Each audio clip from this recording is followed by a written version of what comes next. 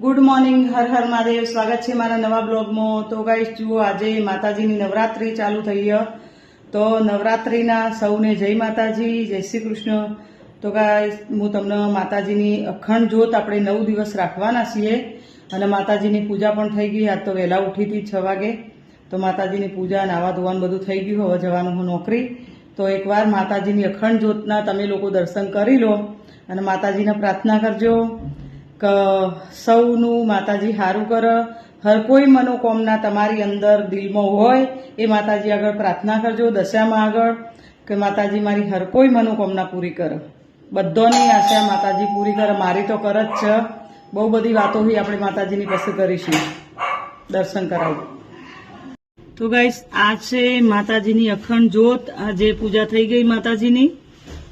ફૂલ હજી આયા નહીં, વહેલા ટાઈમ છે હજી તો બહુ, એટલે ફૂલ હજી નહીં આયા. તો જુઓ, માતાજીનો કળશ મૂકી દીધો હ. આ રે મોમાઈ માતાજી, દર્શન કરી લો. અમારા કાના બેઠા છે. માતાજીની પ્રસાદમાં દૂધ મૂક્યું હો. સાંજે બનાવીશું પ્રસાદ, કંઈક મા પ્રસાદ.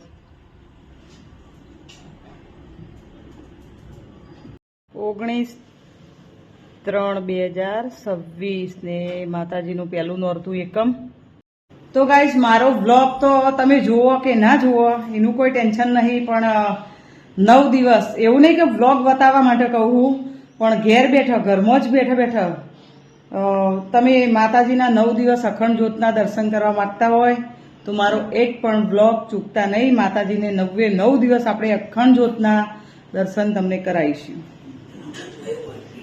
તો ગાઈસ, હું આવી ગઈ છું નોકરી ઉપર અને બેબીને ઊંઘાડી છે. એક બાજુ શિવાજીનું હાલરડું ચાલુ હ અને બેબીને હું ગોળીઓ એકોડું છું ને ઊંઘી છે. તો બસ આ નવા ઘેર, બેબી કેર માટે હું આવી ગઈ છું. બીજી જગ્યાએ સોસાયટીમાં, બીજી સોસાયટીમાં છે.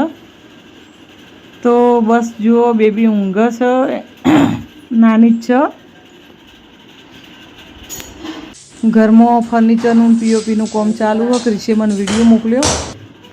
તો ગાઈસ, નાની ઢીંગલીને લઈને હું નીચે ગાર્ડનમાં રમાડવા માટે આવીશું.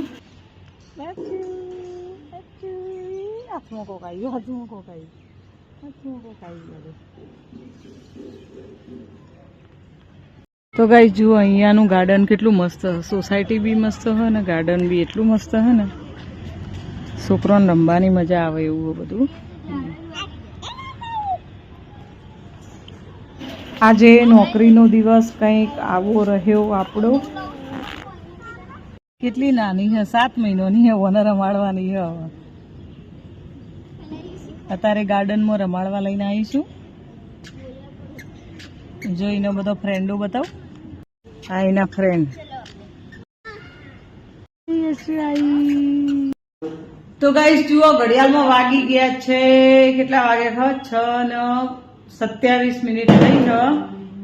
અને ઘડિયાળ તો મૂકી દીધી, મોબાઈલમાં દેખાડે.